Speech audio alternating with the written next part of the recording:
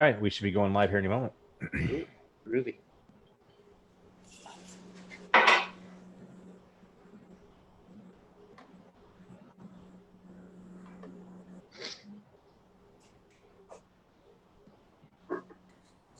And we are.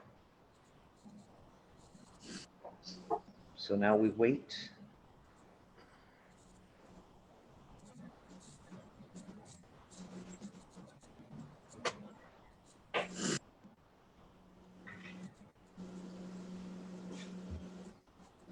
We'll let a few people get on here.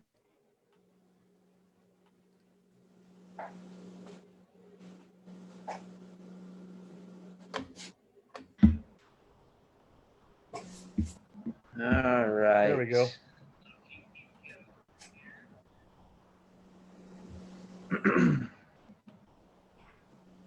Okay.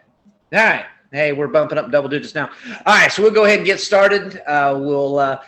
And then we'll really get into the fancy stuff. So welcome, everyone, to the Behind the Mic show, which we come to you each and every week. This time on a Wednesday, but that's how it works out. And that's just fine and dandy. We gave you plenty of notice. So welcome to the Valentine's Day extravaganza. So we just give you everything on this show. The variety, my God. Sometimes it's sports. Sometimes it is learning how to cook. That could go for both men and women out there. And also wine pairing, which we'll get into in here in just a moment. So, as always, with me, Lane Pie, Big Daddy Brian Lane, Lover's Lane this week. Lane, how's it going out there in Edwardsville? How's the weather? The weather's a little chilly, but Sam, if you just take a moment and you smell it, oh yes, love is in the air. Oh, look at you, like a fresh bouquet. Yeah. I can smell what you're cooking. I tell you what. Right. Indeed, yes. And I heard it was a little Woodford Reserve Day. Little Woodford Reserve for supper this evening, yeah. And, had to taper myself off to get ready for the show because, I see. Never do I operate any kind of technology impaired, so. It's a good idea. And speaking of impairment, our usual co-host, Brian Delaney, how are we doing tonight, Big D? Doing good. It's a nice balmy 3 out. That's pretty warm for us lately. Let's see, we got to get over to -6 overnight, give or take. We should hit about 16 or so in about a week. So we'll double digits in about a week or so. Oh, good. That's exciting. So it'll be That's nice. exciting. We haven't got much snow. That's good too. Right. Well, down here in Paducah, Kentucky, I'm in the middle of an ice storm, which was great. And just to let everyone know that this morning, I had forgotten that it was supposed to ice the night before, and went out to do my usual workout at 6 a.m., 6:15, and I go out the front door just excited and happy, full of my pre-workout. So I'm jacked up, and I didn't know it was ice, and I went down like a bag of hammers on a concrete porch. Oh, it was a great way to start the day, and it didn't get much better after that. But anyway, so before we introduce our two very special guests tonight, I want to make sure and thank Bill Atwood from North Wayne Insurance. Always a great sponsor. So any of your insurance needs out there, make sure and contact Bill. Brian Delaney, do you still remember the number? 624991. Look at that. God, I need to take you to Vegas, Rain Man. He's so good with numbers. But anyway, so make sure and contact Bill. Great guy, practices what he preaches, awesome person, and he is always a great sponsor. So make sure and contact him, all your insurance needs. So tonight we have two very, very special guests with us, where they are going to teach you how to prepare a fantastic meal for Valentine's Day, because why just send flowers? They die anyway. Why not do something special? Why not do something romantic? Because you know what? If anybody knows anything about romantic, it's not me. It's Brian Lane and it's Brian Delaney. So, this was their idea, so I just let them go with it. But in saying that, this is something that you can either follow along, prepare as I put the ingredients out there and the wine list as well, or we'll leave this episode up for you for the rest of the week. You can go back and watch it anytime. We'll leave it on top of the page. You'll be able to see it. It'll also be on YouTube, on our page there as well. Lane, can you tell them what's the name of that page as well? Should be the Behind the Mic Show 2021 YouTube page, but I'll also have a link up after this segment airs with the website link on it as well. You can click right to it. Subscribe, Perfect. Please. So Perfect. Yes, absolutely. So you can pause it, rewind, go back, whatever you need to do to follow along, because we have a chef here that knows his stuff. So, and if he goes a little fast, once again, and feel free, folks at home, ask questions. He's used to doing this. So all questions, just do whatever you got to do. Yes, Brent Johnson has his hot water ready. That's good, just in case. How about my baby? Hot water, my baby. Yeah, it's always good to have hot water boiling. You just never know. So Brent Johnson, the cook, he cooks better than his wife, Lauren Johnson, because she doesn't cook. I'll say it on live air. She knows. Wow. They're always getting takeout. It's unreal. But anyway, and also I want to make sure, Brian Turner, before we get started here, Brian Turner, a disclaimer: I was not the streaker at the Super Bowl. Many people accuse me of being the streaker, the pink leotard. If you glance at that one picture, woo, that could have been a relation of mine. I mean, it was pretty close. I'm like, damn, was I there? I don't know. But no, not me.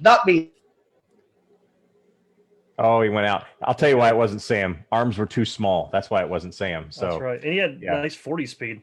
And that guy was running. By the way, gets stopped right at the goal line. I mean, like that guy gets hammered right at the goal line.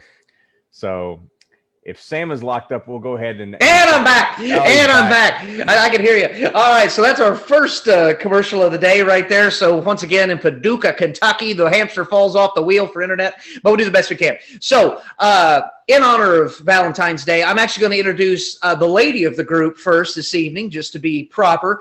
We have with us Cassie Roberts. And am I frozen again? Just keep talking. You're doing Just fine. Keep talking. Okay. We have Cassie Roberts. You got it there. Perfect. Yeah, I look stupid all the time anyway, so it works well. So we have Cassie Roberts with us. I had the pleasure of working with Cassie a couple years ago with Southern Glazers Wine and Spirits. We were all merchandisers, and somehow we've all stuck with it, thus far. She is now a WSET Level 2, WSET Level 2 wine specialist for Southern Glazers Wine and Spirits, where she also focuses on Constellation brands. She is our wine aficionado. So we'll talk to Trent a bit about what he's preparing. But Cassie has been kind enough to come up with the wines that will go with this. So, Cassie, how are you doing this evening? I'm good. How are you guys? Great. Thanks for asking. Thanks for So, Cassie, before we get to Trent, what got you into this business, and why are you such a wine aficionado? Has it just always been something you've been into? And did you go to school for this kind of thing as well? What can you give us about your background? Well, do you want the long story or the short story? Yeah, let's keep it short. We've only got an hour, so just get to the point. Yeah. Reader's Digest version. Yeah.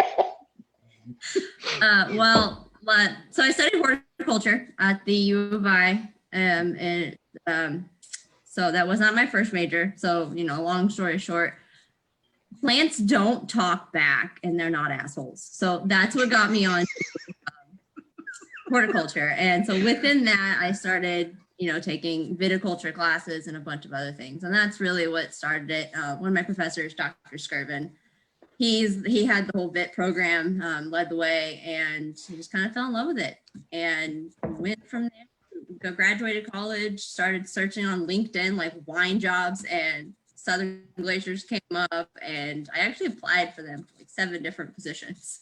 So finally, the last one, I got called, and I just stuck with it. It's just a passion. Absolutely. And what is this, to explain to those at home, what is this WSET Level 2 wine specialist? What does that entail? So it's a wine and spirits education trust. I think that's what the T stands for. It's basically one of the first levels of your certifications, and there's like an array of them, but you go from the WSET to your CSW, and there's about 4 different levels of WSET. And then your CSW, which is the Certified Wine Specialist. And then from there, you can go into like your French specialist, your Italian specialist. Then you work your way up to your 4 levels of Somm. Master Somm is the last one. And they're just accreditations, little additions that you can add to the end of your name. Looks good on the old resume, doesn't it? Yeah. One thing that people don't know is, just to interject here, is Sam is a level 17 DOUCHE. That's correct. It's taken a long time to get there, and 17. Persistence. Yeah, that is correct. Yes, I thank you for sharing that. Thank you for sharing that, for sure. Well, Cassie, thank you for joining us. We definitely appreciate it. And up next, we have with us one Trent Henry. Many of you back in the old Clay County know him very well. Great kid. I say kid. God, I guess he's a man now, but geez, I've known him for a long time. Also, I mean, he's been through a lot. He's had to be around Brian Lane for a lot of his life as well. And he's overcome those obstacles. I know his mother as well, yet another obstacle. And yet here you are, successful. So I'm proud of you. Is Marianne close by, Lane? I think she's watching tonight. Perfect. Good. Hi, Marianne. So yes, this is Marianne's son, as you can tell by the looks. You know, she has very powerful genes. So in saying that, but Trent, thanks for making the time. And Trent is, now correct me if I'm wrong, of course, obviously he's a chefy, but graduate of the Culinary Institute of America in Napa Valley, California. And he was out there, where, Cassie, you'd love this. He was out amongst, you know, those wines in the Napa Valley and the fancy people making dinners and learning and things like that. Now you've relocated to Nashville, correct? That's right. I'm back in the middle, back in Nashville. I'm mostly doing classes right now, doing this most of the nights of the week, doing little classes for people, mostly corporate clients. But yeah, it was very nice. You guys asked me to come out tonight, and I get to do a nice little fun, quick recipe that anyone can do at home. So anyone, no matter how good or bad you are in the kitchen, will find out tonight, that's for sure. But don't worry about yourself. You'll be able to do fine. Trust in me. Perfect. So Trent was nice enough. We ran this by him of, you know, keep it economical, keep it simple, things like that. Cass has also done the same thing. She's given you options. Once again, it's on the event page where you can look at all the ingredients. They'll both go over everything again tonight, but those will be there for your convenience. So if you want to make this tonight and follow along, fantastic. If you want to make it this weekend for a really romantic candlelight dinner, that is totally up to you as well. So we give you options on this show. And Trent, one more thing before we get started, give it all to you. What got you into this area of your fondness for cooking, wanting to be a chef? Was it just the fact that your mother didn't cook, you know, anything but like macaroni and cheese, or what? You wanted some variety? I mean, what got you into this field? Very good question. And just because she's listening tonight, probably I will have to say the truth. No, she was kind enough to put a meal on the table every night for supper. I was very spoiled in that aspect. I'm just being nice tonight, of course. I want to get something for my birthday. That just happened. Good thinking. He's smart too, folks. Yeah, he's smart. Yeah.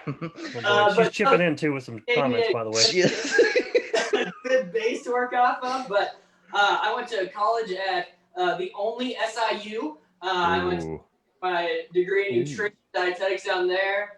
Worked for Lakeland College for a little while, teaching culinary classes in the prison system, and then I decided to try and figure out how to do it for real, and that's why I moved out to California and went to culinary school, and absolutely loved it in Napa Valley. All the free tastings really put a cherry on top being out there amongst the grapes.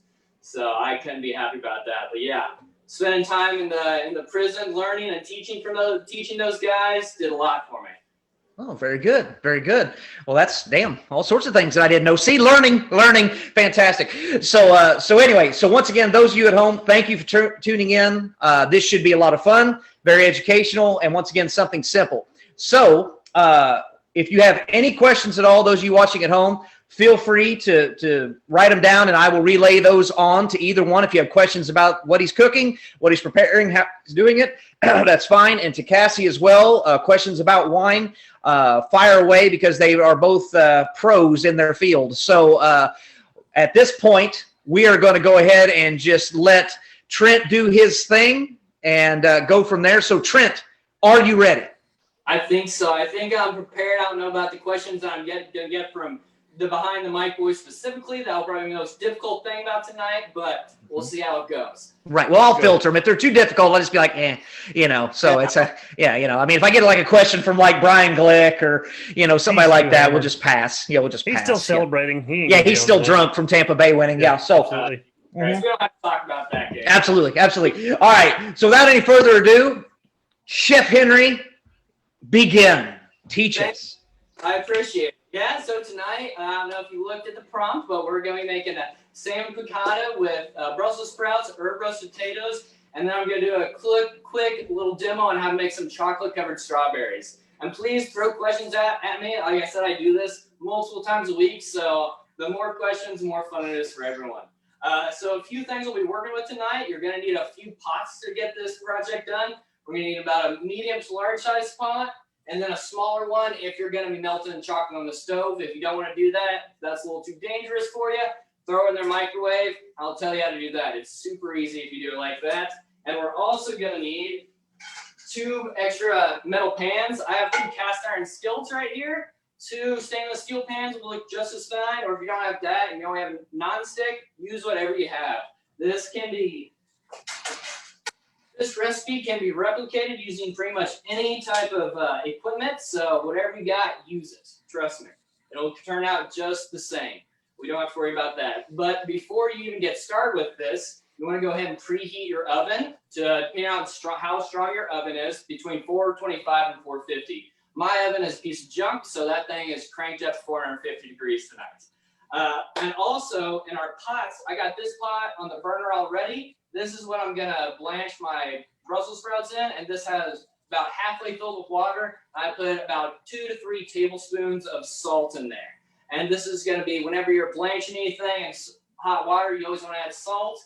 And to figure out how much salt you have in there, give it a little taste. If you gag a little bit, if it tastes like the ocean, then that's a perfect amount of salt. So I'm gonna crank this up so it's nice and hot, and we'll get that to a boil. And also, if you're gonna be melting your chocolate on the stove, I went ahead and turned this pot on too to get that nice and warm, so we're not having to wait on that a little later. I wanna make sure we go through this nice and smooth. And the last thing I have prepared is a bowl of my ice water right here, and we're gonna do this to show you a little technique how to blanch and shock Brussels sprouts to get the perfect Brussels sprout. Don't be scared by any of this. We're going to show you some fun cooking techniques that'll make your cooking just skyrocket, I promise you. But like I said, I got my Brussels sprouts here, my potatoes. I'll go over the actual amounts when I get to them in the recipe. I have some lemons here. I have a whole lemon. I have my butter, cornstarch. This is for the sauce that we're going to be making. I got a little bit of parsley, but I just need the leaves from it. We don't want the stems. My capers, all drained off. I got a little stock, whatever stock you have available, vegetable, chicken, beef, pork, whatever you have will work tonight. If you have chicken or veg, that'll be the best. I have my wine I'm cooking with. It's a little Sauvignon Blanc. That's also what I'm drinking tonight, as the bottle's open. I always heard old wives tell the wine will go bad once you open the bottle, so you got to drink it fast. So that's what I'm drinking tonight. Over here, I got my breadcrumbs, my panko. That's going to be a little garnish for the salmon.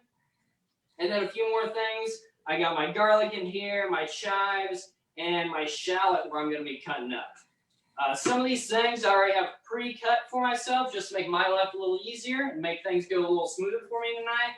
But I will explain how things were cut in the first place. And to finish things off, I got my strawberries and chocolate that we're going to be dealing with today. And then also my herbs for my herb roasted taters. So my water is boiling for my blanching, Brussels sprouts. So what we want to do with our Brussels sprouts after you get them clean, of course, we're gonna cut them into halves or quarters. Sometimes you get Brussels sprouts as big as your fist. We're not looking for that. We're looking for little smaller ones. This one's pretty big, so I'm going to quarter this one up. But this little baby guys, I'm just going to cut these in half.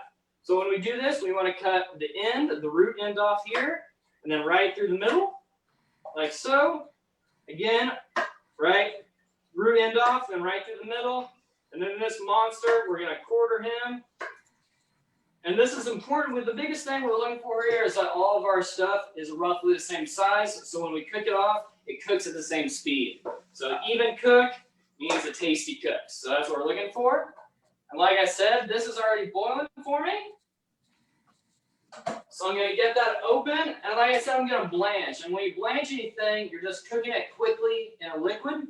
So you can blanch in oil, you can blanch in water. We're just blanching in water right here for these Brussels sprouts. And we're only going to cook them for about 30 to 45 seconds. So I'm going to go ahead and dump them in and get my strainer ready in the sink. Dump these in. Give them a quick little stir. And again, like I said, only 30 to 45 seconds. A real quick cook.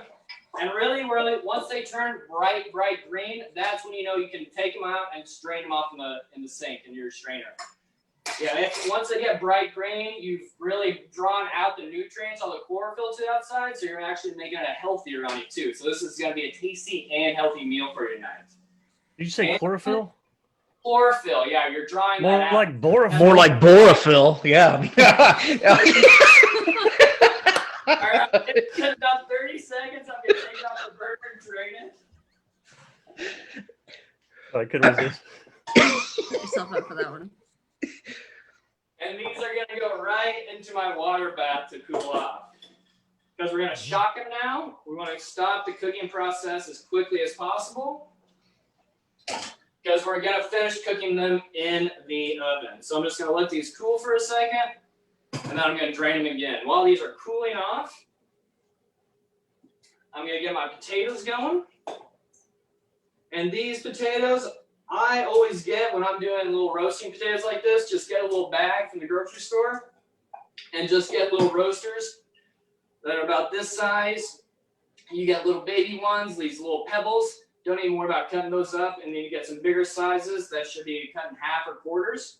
What we're looking for, again, even sizes. So we're looking to cut these bad boys into quarters and halves.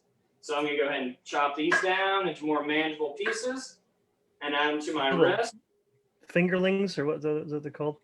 Yeah, you use fingerlings, new potatoes, either one, depending on what they're being called that day in the grocery store.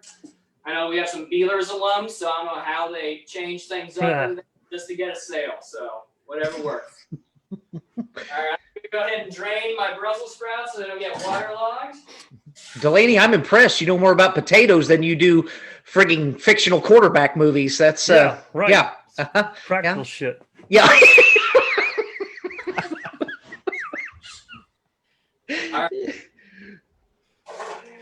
All right, now we're gonna season our potatoes a little bit. We're gonna add some canola oil to these bad boys.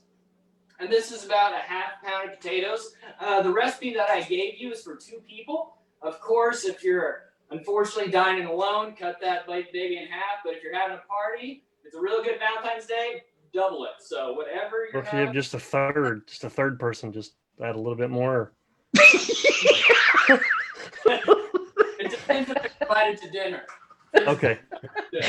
That costs more money, actually. Maybe It does. It does. But Cass, you have probably a wine if there's 3 people involved, right? Say that again. If there's 3 people at the dinner, you have I know of a wine that Southern Glaciers sells that would be perfect for that gathering, wouldn't it? For 3 people? Any Yeah. wine is good for 3 people. You missed the there's joke. A little bit of that menage a trois Dude, wine. That's yeah. right. Yeah. That was a softball, Sammy. It's like I always want to hit that out of the park, but it wasn't my turn. The Sorry, best part of special. that wine is the different variations I've heard it pronounced. Oh. Yeah. Yeah, for sure. I can only imagine. Menage a Trois was probably my favorite. Ooh, Yeah. not bad. That's Yeah. that's pretty good. I had one in Champaign. The lady that was the manager of the department at Meyer, she called it Menage Twazi. Close enough. Yeah, it's like that's a good effort. Yeah, it's a good effort. So anyway, Trent, talk to us about this seasoning. What do you got in there? Yeah, so for the potatoes here, after you get them all cut up, I added about 2 tablespoons of canola oil or any neutral flavored oil. Peanut oil, canola oil, whatever you got on hand. Add that, toss it to them, get them nice and coated. And then I'm going to add all of my herbs and spices. So I'm going to add my 2 teaspoons of salt, a teaspoon of pepper, and then I come over to my herbs. I've got thyme, oregano, and rosemary. A teaspoon of each of those. Give them a little toss, a little stir over here. And then I've got a parchment-lined sheet tray right here. Whatever you have available. If you only have a cookie sheet, use that. But some parchment sheet tray is the best. And then we're going to go right onto the sheet tray here.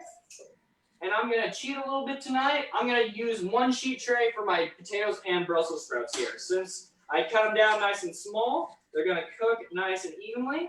So I'm going to spread them out evenly on one side here. And I like to get the nice burnt spots. So you got to get the nice flat edges down. Like so, the best you can. And I'm going to set this off to the side for a second. Since these are all ready to go, and if you're using 2 sheet trays, if you have 2 little ones, you can go ahead and pop that puppy into the oven. It's going to cook for about 10 to 15 minutes, depending on how strong your oven is. But right now, I'm going to go after my Brussels sprouts here. So I'm just going to get them out of my ice, because there's still a little bit of that. And then we're going to do a quick seasoning, quick simple seasoning on these with just a little oil, salt and pepper. So again, a little canola oil, about 1.5 tablespoons. And then about a pinch, a heavy pinch. You don't want to add too much salt here, so I'm only going to say a pinch or about 1/2 teaspoon right here, because we had salt in our water when we blanched these guys off. So we don't want to add too much sodium to it. And then about a 1/4 teaspoon of pepper. Give them a little toss so they're evenly coated here. Get all the little leaves on there, because the leaves get nice and black and crispy, and I love those parts. They're like little chips. And get this out of the way. And now I have one side of my sheet tray here with my Brussels sprouts, and one side of my potatoes all herby. And now we're going to pop these into the oven. They should cook for about 10 to 15 minutes, depending on how strong your oven is. So I'm going to pop these into the oven and set a timer. Because if you're drinking whiskey or wine or bourbon, sometimes you tend to forget those things. I know one of my favorite quotes in cooking, Julia Child always says, "I always cook with wine, and sometimes I even put it in my food." So I very much take that to heart. Very true.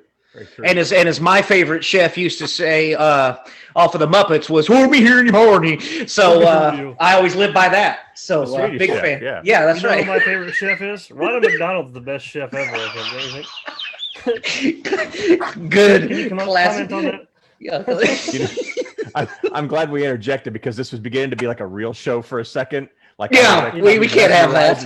We can't have that. Oh my Be gosh. serious. Yeah, this Right, is like we have Food a Network couple stuff. So That's right. I was Yeah, going to say, this kid's a friggin' pro, so you know what? Let's just firebomb it.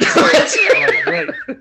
So right now, if you're going to be melting your chocolate on the stove, go ahead and throw that onto your double broiler. And if you don't know what a double broiler, because tonight's all about education, isn't it? Right? absolutely. Yeah. Double broiler, we have a pot on the bottom filled about halfway with water. And then I've taken a little bowl and put it on top. And now the heat will be consistent right here. It will only reach about 212 degrees, because that's how hot steam is. That's how hot when water boils. That's how hot it gets. So this will be a nice, safe Science. Oh yeah, Right. we're all about brain power tonight.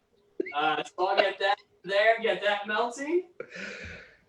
Again, if you're not going to do that, if you just want to throw it in the microwave, that's totally fine.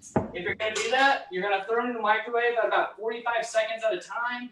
45 seconds, give it a stir with a rubber spatula, throw it back into the microwave, 45 more seconds with a rubber spatula, and then it'll get nice and, melted down to consistency. But remember, once chocolate cools down, it gets hard, so you'll just be doing the same process over again. So don't do it until you're absolutely ready to do the strawberries, if you're doing it in the microwave. Okay, so we have our sides done. I have my dessert already halfway done, because I got the chocolate melting. So the next thing to work on is our salmon and our piccata sauce. So using the talent right here, I got my salmon, and we're gonna go ahead and season that salmon. So in all health and safety, serve safe, I'm gonna get gloved up so I don't need cross contamination here. We all know about Give the prostate exams the same. Yeah. There you go. We all know how important it is to be safe during Valentine's Day. So Absolutely. Right. Use safety and safe words as much as you can. yes, exactly. You know, hey, Trent, did I ever tell you what my safe word was? Bananarama. No, keep going. Yeah, that was always right. mine. Just keep going. Keep going. Right. It's been a while. So I'm gonna do a little pinch of salt and pepper on each side of the salmon right here. Just a quick little pinch, and then Did you use any oil in there, or no? no oil yet. I'm just gonna Okay. oil the pan itself. Gotcha. Only oil the pan. Very good question. What about is generally cooking? Like if you're cooking with like a steak or something, do you oil it first before you use salt and pepper, or Not necessarily. Never. I do that because then you're creating a layer of film between the seasoning and the meat itself. And you should be seasoning, especially like red meat or chicken. Not so much fish. Fish is about 5 to 10 minutes before you're going to actually cook it. But red meat and chicken, you can do about 20 minutes to about 45 minutes before you're actually going to cook the meat itself. Gotcha. And oil up the meat beforehand because, like I said, you're just creating a layer. Oil up your pan. And right now we're going to go ahead and oil the pan, about a tablespoon of oil in my pan here, and get that nice and hot. You always want to add cold oil or cold fat to a cold pan. If you add if you add fat or oil to a hot pan, it usually causes fires. Fires are bad. Don't do that in my kitchen. So we're just going to get this nice and heated up here. And so what kind of oil do you use there for this one? We're just using olive oil, extra virgin olive oil. Right? We used canola oil in the pan for the veg because canola oil has a really high smoke point. It won't smoke till you hit about 500 degrees, so it's nice and safe. Right. It won't burn. This isn't going to get nearly as hot, so we're going to use olive oil, and that's a little more flavor to it. So that's what we're going to do right there. And while that's avocado oil ever for this as well, or say that again? Use avocado oil as well for any of this, like red meat or any kind of fish or anything? You can. Avocado oil is great. It has a little bit more flavor and has a really high smoke point. Right. It's right there, about 475, 500. But it's I'm cheap, and that's more expensive. So that's why we're going to use it. So I'm all about economy.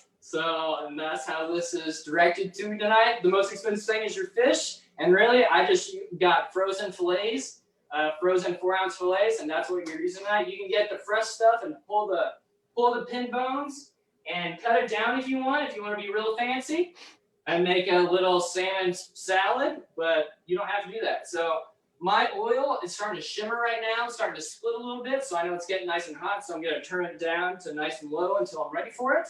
And I'm going to start cutting up all of my stuff for my sauce, my piccata sauce here. So it's going into piccata sauce. After we pull the salmon out, we're going to saute a little garlic and shallot. And we're going to dice the shallot up. We're going to mince it down into really small dice. And the way we're going to do that, we're going to do an in cut. We're going to 3 cuts on it. We're going to go in horizontally. We're going to go down vertically, and then we're going to go across it to finish it off. So we're going to go in. Trent, while you're doing that, got a couple questions coming along, so you're good at multitasking. From Debbie Showalter Slover, hi Debbie, asked, could you substitute yellowfin tuna or swordfish for the salmon? You could do, you could. Definitely. This really works for a meatier fish. If salmon's more, as you can see, it's a little darker. It's got more fat in it, more flavor. So yellowfin tuna would work. Maybe not so much tuna, actually. That's got a little more pronounced flavor to it. But the second fish, I don't remember what you said, that could probably work. The swordfish. Swordfish would be great. Okay, perfect. Next question. From the lake there, and is that Lake Trago? Is that where you get? That is Trago. A lot of good swordfish in Trago. Okay. Yeah, all right. Yeah, known for it. Fine. Next question from Amanda Harper. No one in Florida knows what a shallot is. The only shallot I know is Gene Shalit. He was a movie critic back in the day. He had a beautiful mustache. But what kind of onion is closest to a shallot? Very good question, Amanda. You could use a yellow onion. You can use a red onion if they go along with the same color. But a yellow onion works just fine. Perfect. And the next question from Jana Pohl. What is the best way to tell if the fish is done? When it stops screaming, or what are your thoughts? Yes. We will, when the fish is done, if your salmon, especially, salmon's really easy to tell if it's overcooked. If it starts seeping white, if it like this white liquid, it's called albumin. If it starts that coming out, your fish is overcooked. But what we're going to be doing today, since we're going to sear it in the pan, you'll be able to see it cooking up through and see that the color change. Especially to a salmon, since it's nice dark color, you'll be seeing a much lighter color come up. And once about halfway through, then we're going to flip it. Or if another way to tell, if it's just golden brown, then that's perfect time to cook it. But we don't want to get too dark. But if it's got a little white seeking out, you've overcooked it just slightly. Great So question. you heard that, people. If you get it, it looks like it has a yeast infection. You've had it in there too long. So pull it out. And the ratings skyrocket. And we just lost half our viewers. So I'm going to teach you a little trick about garlic, how to get the outer skin off. He's the a professional. garlic. He is. See how he ignores us and moves right on? Yeah, he's used to dealing with He's worthless pretty people. muted. Yeah, he is. He's pro. Most of my clients will show up a little sauced up, a little dry. I'm right in my wheelhouse right here. All right, so to get garlic, take the outer skin of garlic off. You want to pull it out close to your cutting board right here. Put your knife on the top, and with your palm of your hand, just give it a little tap. And that outer skin is just going to fall right off, like so. Like that, nice and clean. And then we're going to mince this garlic up. And to do that, we're just going to get a little more aggressive with it. We're just going to give it a harder hit like we did. And then go through it once with my knife. What's your fingers? You just got to be quick about it. Yeah. I gotta go slow. I'm special. And then you have nice, perfectly minced up garlic. It's quick, easy, and it looks and smells a lot better than that shit you buy in the store that's like gold or yellow. And that's Yeah. Mm-hmm. How many did you use? Just the one or a couple cloves? Oh, I did 2 cloves. I just wanted to show you one just for a little demo right there. Gotcha. All right. And then I'm just going to cut up 2 more things right there. Oh, and I cut up the garlic not only for the sauce, but also for the panko to put in the breadcrumbs. All right. And now I'm going to chop up a little parsley here. I'm just going to ball up the parsley in a bowl like so. Oh, my timer just went off, so let me check my potatoes. All right. Man. They need a little bit more color. The potatoes aren't soft yet, so I'm going to give them about 3 more minutes here just to make sure I got it going. All right. I'm just going to ball this stuff up with this parsley right here and go through it. This technique can be called chiffonade if you want to get fancy with it tonight. Nice. Chiffonade. All right. Which I think means small ribbons, but I'm not positive with that. I think it means a whale's vagina. I think Yes, is what it that does. means. Yeah. Yeah, no. Small ribbons, I Checking was the right. sources. Can we get our statistician to choose that? Pick that up for us? Who's that? Robbie Tackett? Is he our statistician? Tackett or Brian Turner, one of the two. Yeah, Turner. Oh yeah, Turner's on. Yeah. Check it out. All right, so we did the small ribbons. Thank you, Lane, right there. And now we're gonna get the chives and cut these down. And we want to, whenever you're cutting stuff, always want to do a nice rocking, slicing motion. If you don't do that, whenever you cut chives, you'll find out in a hurry that you can't cut very well because you'll form an accordion and you won't have little bitty cuts. And if you ever cut chives, you'll understand what I mean. I'll give you a little demo of that right now. So these are nice little bits right here, nice perfectly cut up. So if I would just mash this like so, now it's just one piece with just the cut marks in it, and it's just ugly, and it looks like an accordion. So nice slicing motion whenever you're cutting everything. You have nice sliced up chives right here, and that's going to be for my breadcrumbs for my garnish. All right, I got one more thing to prep before I jump into the salmon sauce. I got my lemon here. This is going to be for garnish. I cut it in half here. I'm going to do a few slices, and this is going to be a few lemon slices. My knife was a little sharper and easier. So just 1 and 2. Since it's just me, myself, and I tonight. That's for garnish. And then the other half, I'm going to juice really fast. My juicer. What Lane did in high school to get by. He's a juicer. So many lonely nights. And guess what, Trent? Lane didn't need that juicer. He had gigantic forearms where he would just squeeze. And Yeah, he didn't need squeeze. that. Yeah. Mhm. If He just put it against his forehead. Arms went straight up like this. It's odd. But we'll have to talk about that. All right. So juice right here, our lemon juice. We're going to use this lemon juice to make a little slurry with our cornstarch. The slurry is what we're going to use to thicken up our sauce when we're going to be ready for it. All right, so we got a hot pan. We got my chocolate. I'm going to give it a little stir to make sure it's looking good, melting down. Oh, yeah. It's getting nice and melty. And really, I can just set it and forget it. that chocolate because, like I said, it's on the double broiler. It's not going to burn, so I don't have anything to worry about there. So let's get this salmon cooked off. My timer one more time.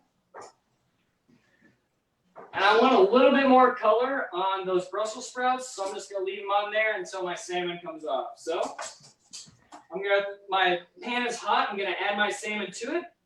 If you have the skin on your salmon, you want to start with that side first. I do not have skin on my salmon.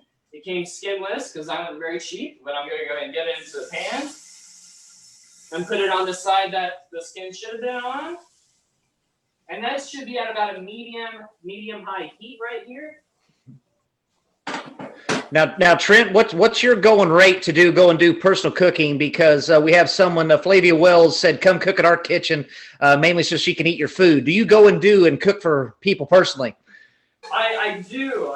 Depending on the clientele, the rate increases or decreases. I heard the name was Wells, so that's going to be pretty pricey for that. Correct. Yes. Good. It's Flavor Flav Wells. Flavor Flav. That's right. Yeah, boy. Trent, also in your studies, of course, and learning how to be a chef and all that, do they also teach you how to do what you're doing right now, or is that just you? Like the presentation, all that?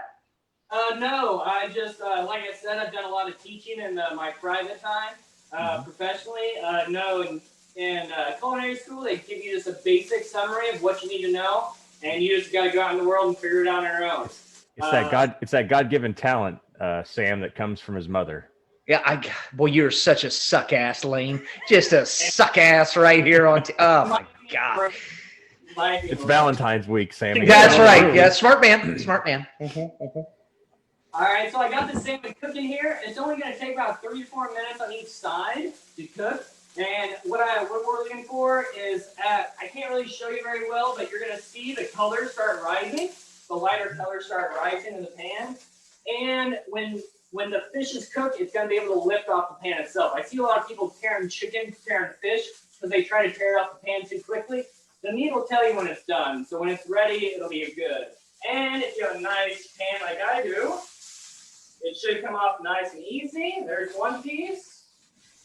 Beautiful. And there's the second. Flipped over nice and slightly. If you have some stickage to the pan, that's totally okay. That is totally okay.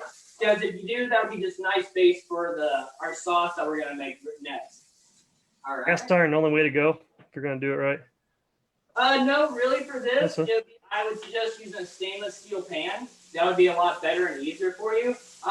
This is all I got, so that's what I'm using today. And while this is cooking, I'm going to go ahead and add a little olive oil to my second pan right here. And this is what I'm going to cook my breadcrumbs in, my garnish. So I'm just going to get this warmed up. And Trent, while you're doing that, a couple questions. One, you have upset family members because you haven't cooked for some family yet. But the main question is, and this is a good question because I had the same problem, how come your salmon didn't get stuck to the pan? Well, I used plenty of oil. And I didn't go at it before it started sticking. And also, a great little trick, dry your salmon off. I didn't tell you that. Pat dry your salmon before you season it. More water increases the ability for it to stick, so you don't want to do that. So be very gentle. So wise. I know. It looks so easy. It does. You know how bad I'm going to screw this up on Sunday when I try Sickens me. My salmon just came out. I'm a little whitewashed by my spotlight, but so I'm getting a little golden to it to kill my heat so I don't burn. And it's nice. I get a little albumin seeping out for the skinny one right here, but my thicker one is nice, perfectly cooked. And if it's there should be just a little raw into it right now, but it's going to continue to cook as it's still warm right here. So I'm just going to set this right here in my warm kitchen. It's just going to chill out. So the fish is ready. Hey Trent, when there's I've had cooked salmon for a while, but there's some sort of trick you can use a fork if you touch a fork and it peels easily or something. That's when it's another way it's done, or yeah. If you take a fork to the outer edge, your outer edge is going to be the thinnest edge, the most overcooked edge part of it. And if it just starts to fall apart, then that's pretty much good right there. That's good too. Really, you should, for a skinnier piece, it's always good to have that one in a pan with you. It's a way to cheat. Like your tail end piece is always really skinny. And if that one starts to seep albumin, starts to seep white, then start pulling all of them. Cut it. But really, if you can kind of check by looking on the edge of the salmon, it'll change color pretty drastically. But if it gets about halfway in color, flip that puppy, and then it's going to cook the other halfway. So there's a little fish right there. Delaney, did you friggin' study or something before this I just deal? started cooking a little bit the last couple of years, so I tried different things. I like using like cedar planks to cook salmon on and the grill. Look at this guy. I am impressed by you tonight. Look I at am. this. I am Yeah. impressed. Yeah. He is made up for the non-fictional quarterbacks. Cedar planks, if you do like salt encrusted your fish, like salt cod, do it in salt encrusted. Super easy. Just pack the thing with salt, throw it in the oven. It'll make a hard outer shell, and then you pop it out. Right. I gotta try that. And we do have a question here as well from, and I'm going to pronounce it right this time, Flavia. Ooh, I like that name, Wells. She said thicker ones perform better. Heard that from a friend. Is that true, Trent? That always. Yeah. Very good. Good. I've heard the same. So yeah. No, you haven't. No, you have not. Yeah. I've heard from a friend. I've heard from a friend. Okay, Yeah, you go. All right. Yeah. You heard in college. I added my salmon soaked up about all my olive oil, so I just added a little bit more, about a half a tablespoon back to my pan here. And I turned the heat off. It was very hot from cooking the salmon, so I just turned the heat off for a second. I'm gonna add my shallots and my minced shallots and garlic to the pan. That's gonna smell amazing. Oh yeah.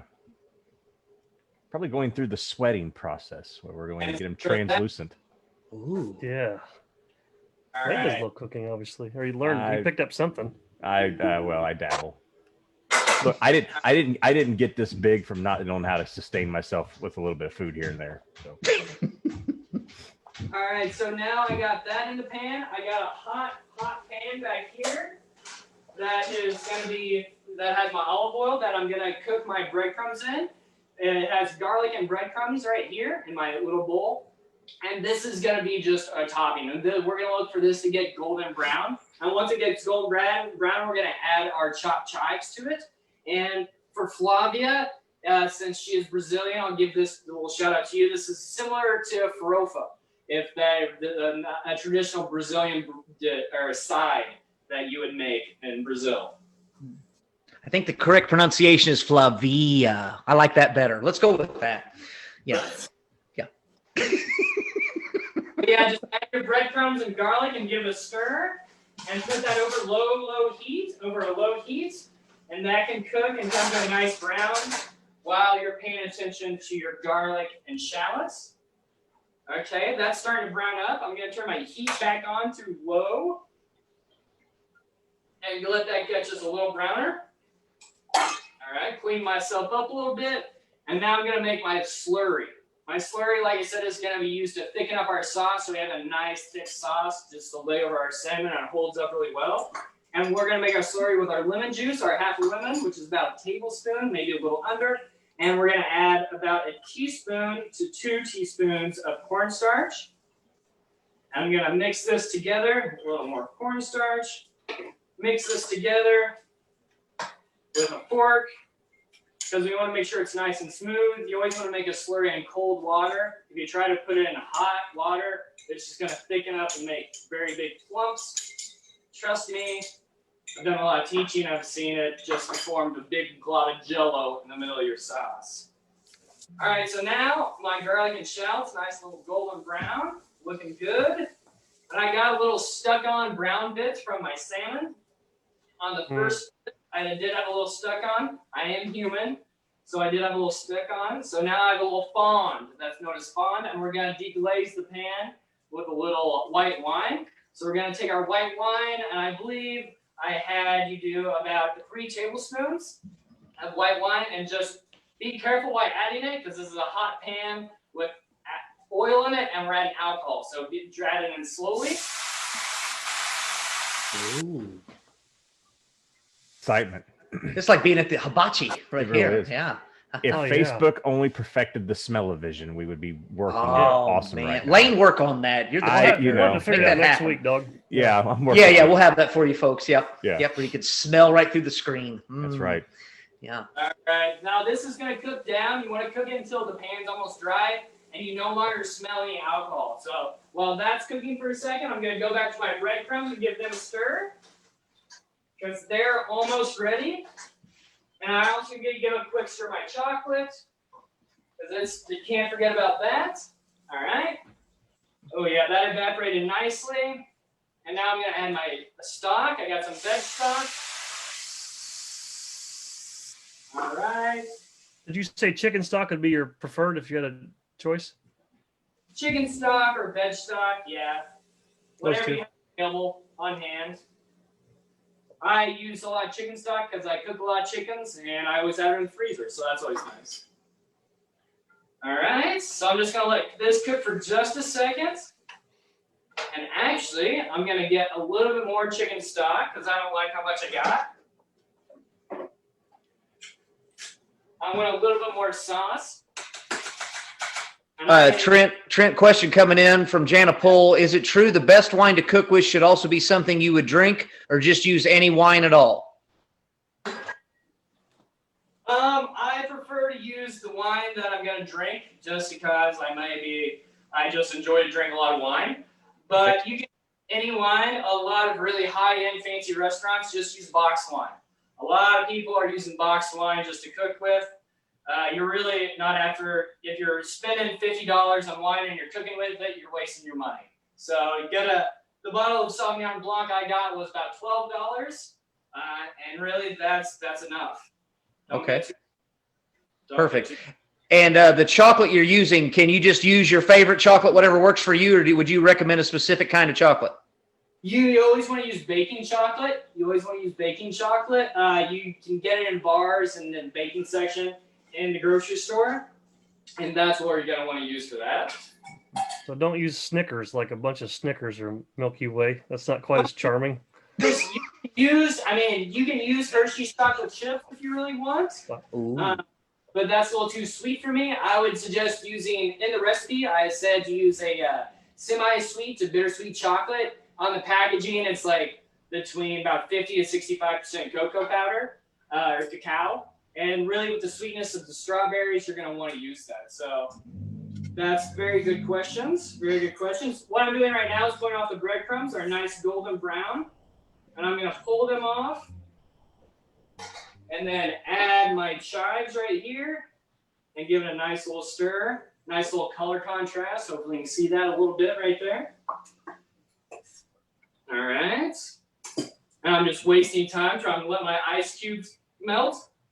I keep my extra stock in ice cube trays so I can easily use them quickly. So is the oven, are you keeping those warm at this point in time, or what are we doing with the Very good question. My oven, like I said, is kind of a piece of shit. So mine are still going, and actually they are now looking great. I have some nice brown crusty. Oh, that's good. That looks good, yeah. Potatoes are starting getting nice and soft, so these are Nice. perfect. Trent had a couple questions come in as well. One from Todd Nielsen. Oh, Todd, back from the Salem days. Todd Nielsen. Can I or anyone else use Crown Peach as a substitute? I highly recommend Crown Peach at any occasion or any food at all. But Trent, your thoughts? In this particular scenario, I would disagree. Crown Peach really would not work. Yeah. If you don't have wine, you can always use vinegar. Vinegar also works as well. But yeah, we don't want to use any whiskey for this recipe. I like to use whiskey in a lot of other recipes, but not this one. Much of a flavor contrast. Okay, but you can have Crown Peach at other times, is what you're saying. Sam, if I was going to do that, I'm not gonna It would be. I think it would go well with our dessert. Good. Yeah, correct. That sounds nice. I think Trent could correct me if I'm wrong, but if I was wanting to maybe kind of put in a pan some cut peaches to brown those, and I would do that with a little bit of Crown Peach to actually give a little bit of that crust on the peaches, and then put that over ice cream. So there you go. Ooh, Lane pie. My God, the romantic things that are going to be going on at the Lane house this weekend. And God Sam, almighty. if you're good enough, you can turn that pan sideways, let that alcohol catch fire. You do a little flambe. you know, and then that's advanced level stuff. You can't just walk in and do that off the street. Before you start drinking that crown, then I assume. Oh, Yeah. I was say, don't use flames and heat, whatever you are, about half a bottle in. Yeah. I speak from experience. And also, Flavia, my favorite person, folded in. How do you do that? That's a good Schitt's Creek reference. Teach us about folded in. Yeah. So when you're folding something I don't have anything to fold right here in front of me.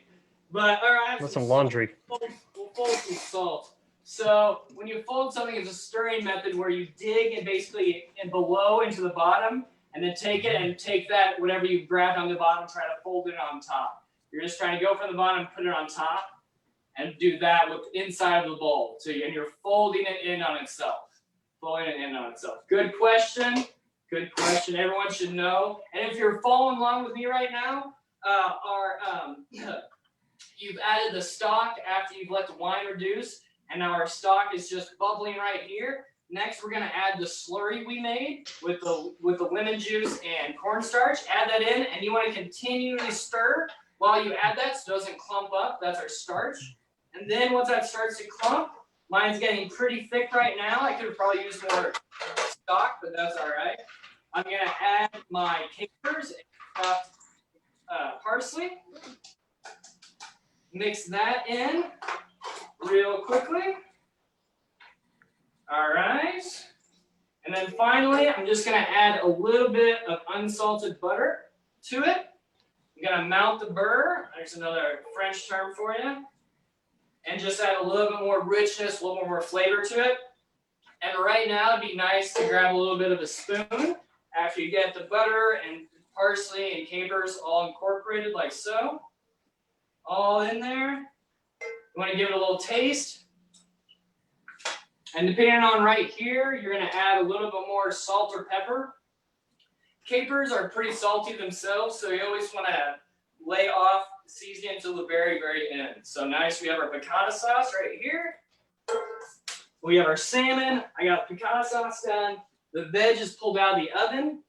We have our garnish of breadcrumbs and chives right here. So we have our full meal completed right here. It was that easy, that quick. We had a lot to talk about, but it's pretty much all down. And now I'm going to show you how to properly plate this masterpiece right here. So we're going to take our prettiest piece of salmon, put it right there in the middle. I'm going to get one of my spoons right here. And I'm going to take my sauce and go over it.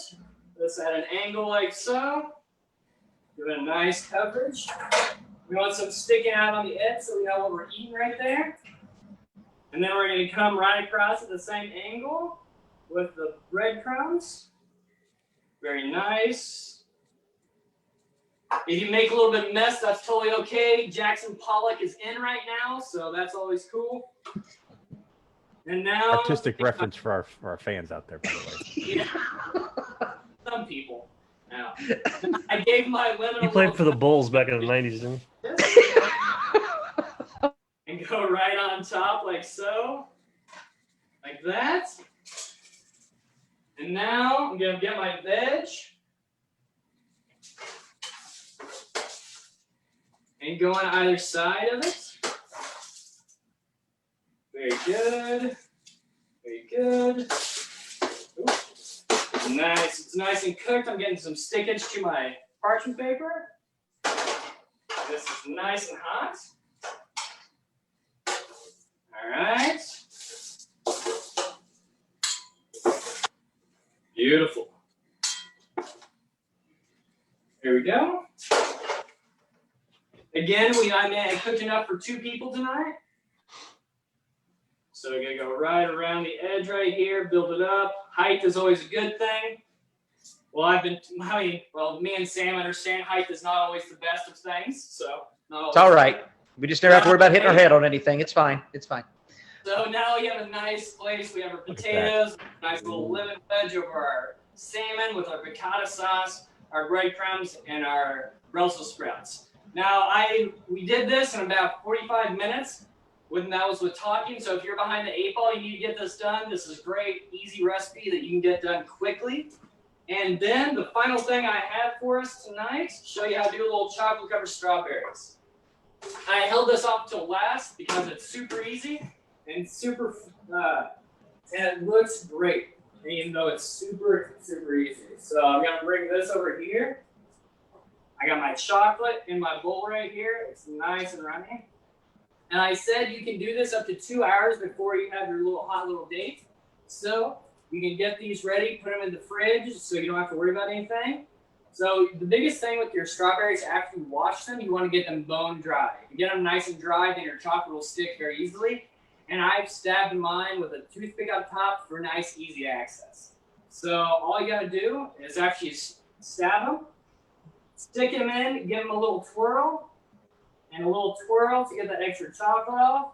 And now that you have nice coating and enough at the top so they don't not grabbing chocolate, right onto a parchment lined sheet tray, and you have some nice little chocolate. And if you want to just up the bar, if you want to take it to the next level, get yourself some molten salt and finish it with a little molten salt on the chocolate, and that sweet and that salty will just send it right over the edge. So there's some chocolate strawberries for you to go along with your beautiful salmon piccata and herb roasted vegetables.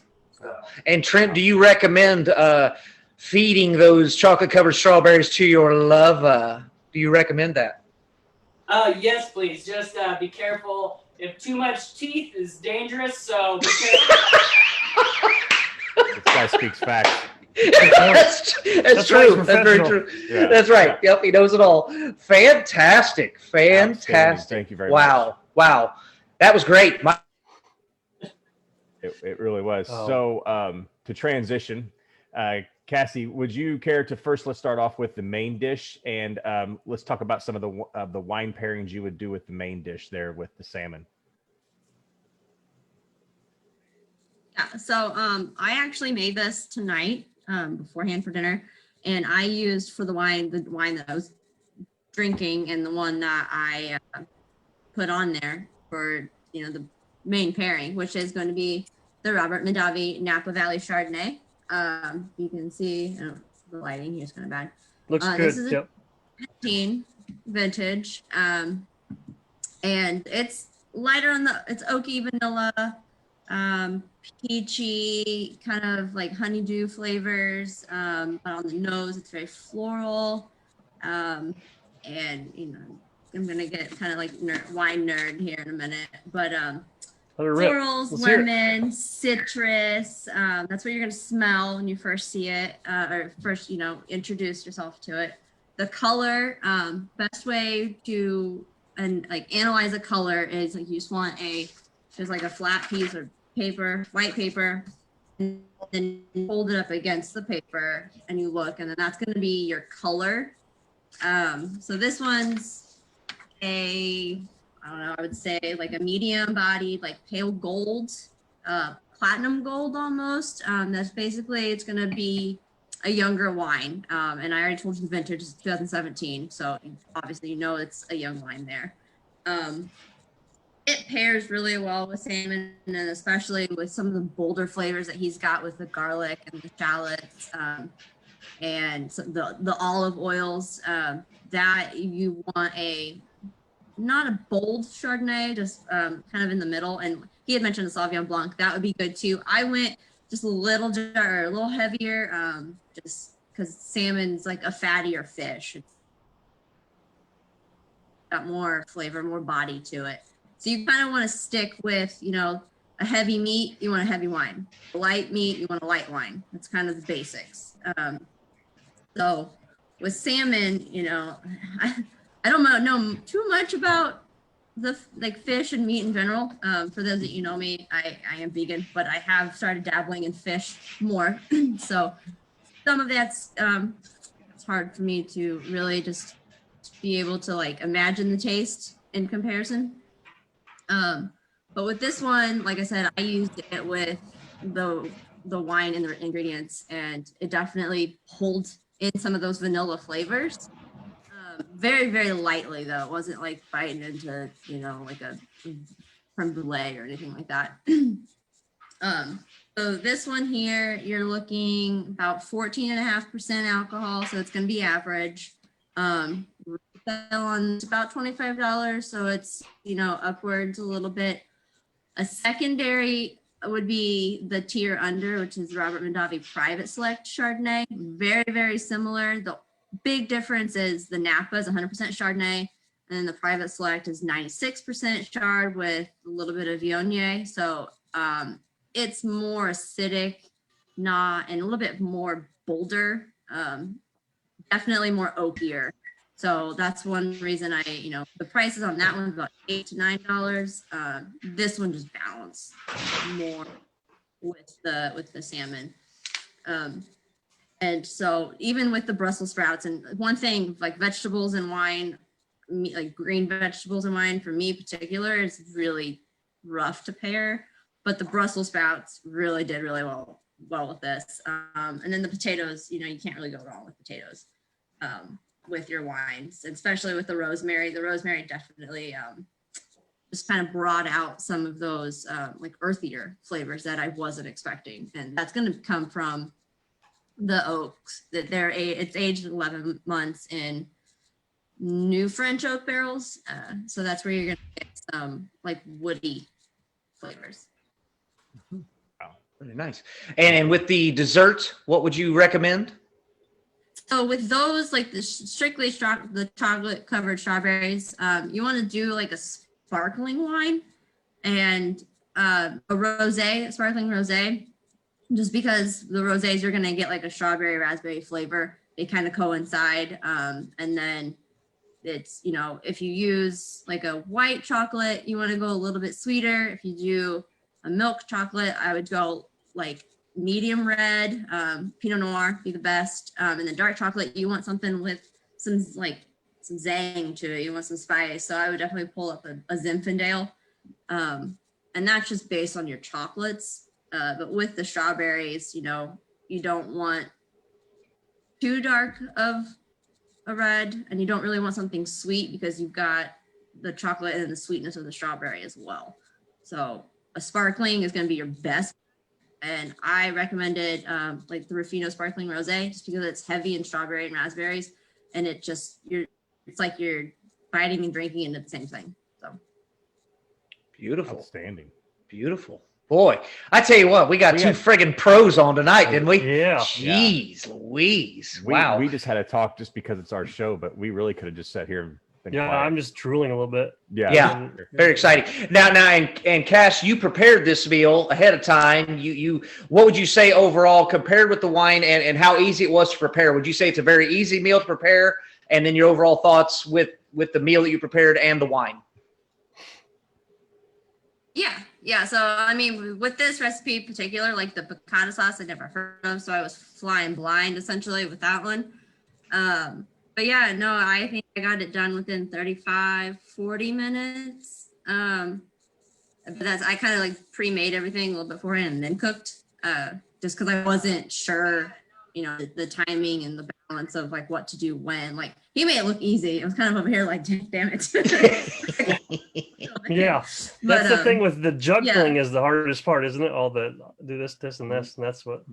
Yeah, if you're not used to it and it's not something you're like familiar with, there are certain dishes I can make with like my eyes closed because I'm used to it. But this one, the first time I've ever done it, definitely was easy. So fantastic. And we had a question. Weeze Pie has a truffle tasting tomorrow. What wine suggestions would you recommend with a truffle tasting? Ooh, truffle. I would probably just stick with, a Pinot, like a light-bodied Pinot, and maybe just a red blend. Just because with truffles, you never know. So.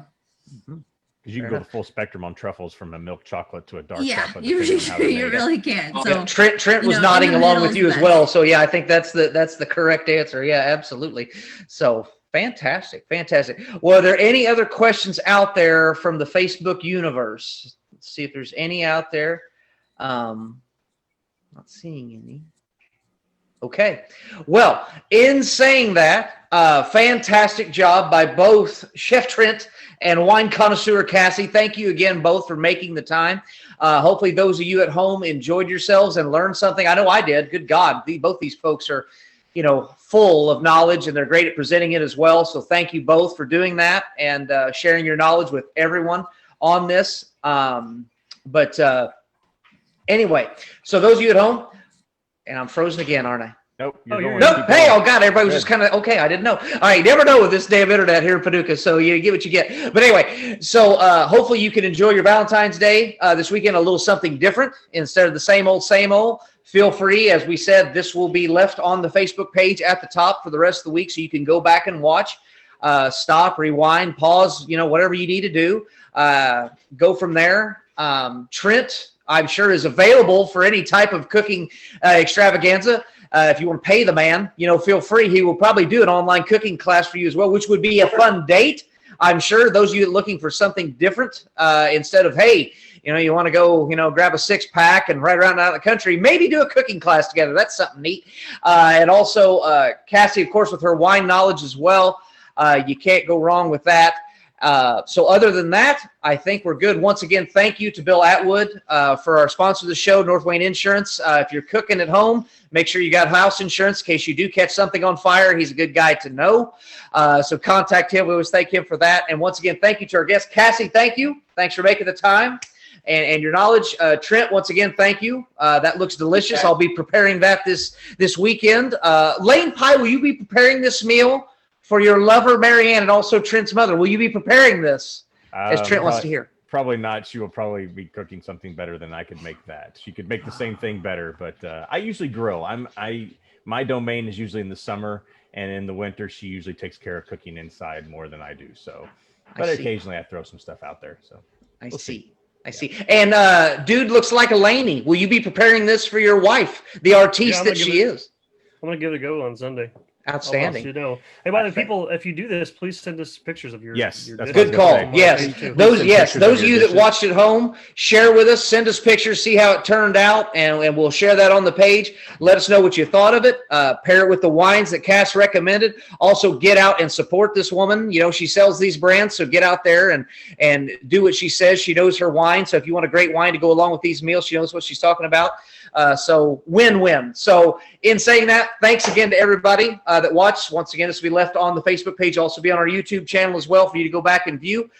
Thanks to everybody that tuned in. Hope you enjoyed yourselves. Have a great rest of the week and enjoy your Valentine's Day. And with that, thank you again, everybody that was with us. And Lane Pie, Lane Daddy, send us home. Will do. See you Tuesday, Everyone people. have a Next great week. Have a great week. Thank you.